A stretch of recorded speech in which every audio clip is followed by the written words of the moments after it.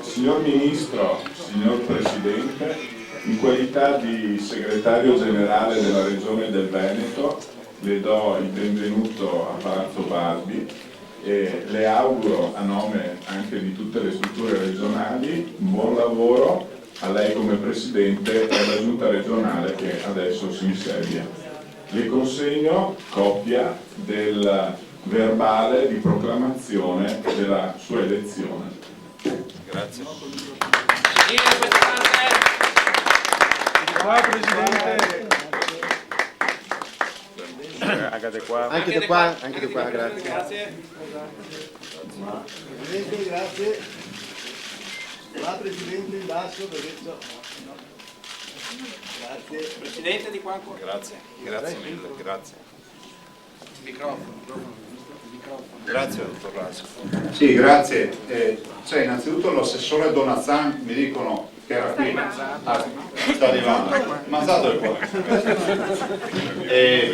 Io desidero ringraziare tutti voi e lo faccio veramente con il cuore in mano. Per me è una giornata molto emozionante. Prima facendo un'intervista a casa mi dicevano ma oggi che giorno sarà?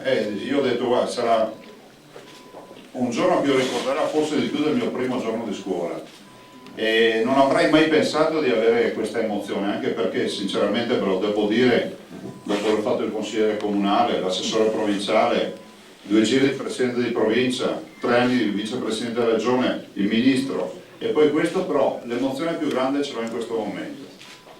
Spero che voi riusciate a percepire questo momento che è un momento storico per noi. Ringrazio e saluto tutti gli assessori che sono qui con me, che mi danno ancora una volta l'occasione di parlare di un lavoro di squadra che noi dovremmo fare. Io ho sempre creduto nel lavoro di team e ringrazio tutti voi per la grandissima e inaspettata, anche permettetemi di dirlo, affluenza che avete garantito questa mattina, che non è la comunicazione della mia faccia, della nostra immagine, ma è la comunicazione di quello che sta accadendo in Veneto, la scrittura di una nuova pagina di storia che al di là ovviamente della conferma della continuità, della buona amministrazione, di tutto quello di cui i veneti hanno bisogno, è la storia delle riforme, del federalismo fiscale e di tutto quello che noi possiamo fare.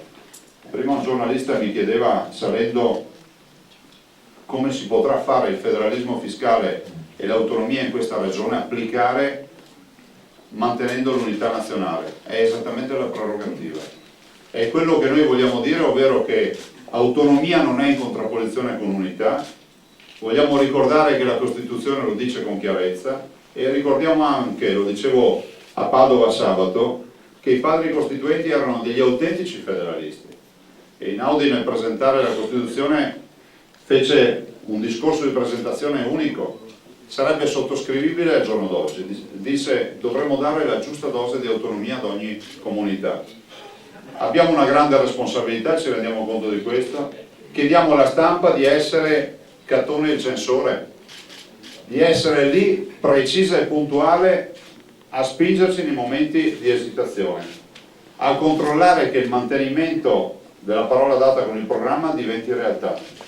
Penso che questo è il vero lavoro di squadra, non di 2 fazioni, l'amministrazione e il mondo della comunicazione, ma di un'unica fazione dove ci sia qualcuno che ha questo ruolo di cartone. E questo nell'interesse di tutti noi veneti.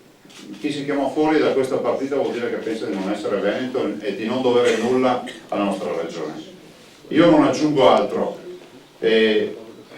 Sto organizzando un passaggio formale di consegna con il Presidente Galan. Mi ho invitato per ovvi motivi di farlo oggi, ma lo faremo pubblicamente, io spero nelle prossime ore o la prossima settimana, adesso vedremo l'organizzazione. Non è escluso che con il Presidente addirittura lo si faccia anche doppio, per cui ci sia un'andata e un ritorno per entrambi.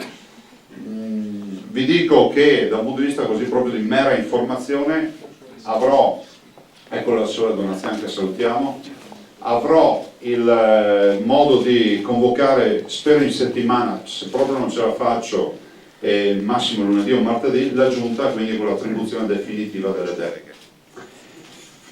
Non aggiungo altro, ringrazio il dottor Rasi per la comunicazione, ringrazio tutti i dipendenti che sono qui dal primo all'ultimo dipendente che si sono presentati.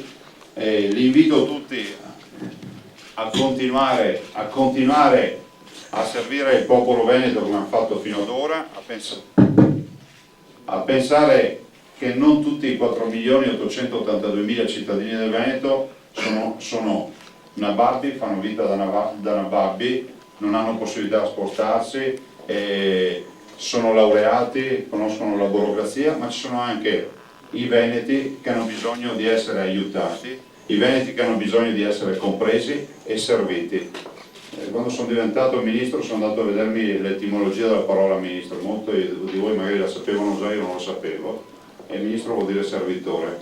Sono convinto che anche governatore, presidente, assessore, sindaco, consigliere e giornalisti voglia dire servitore. Grazie.